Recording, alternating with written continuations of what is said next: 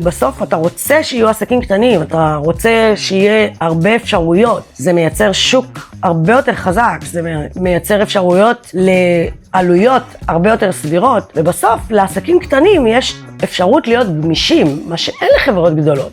ברגע שחברה הופכת להיות נורא גדולה, היא גם נורא דידקטית באיך שהיא מנהלת את הביזנס שלה, הכל אוטומציות, הכל מובנה, הכל בפלואים, נורא סטריקטים וקשוחים. עסק קטן, יש לו יכולת לבוא ולהגיד, אוקיי, בוא נתאים את זה אליך.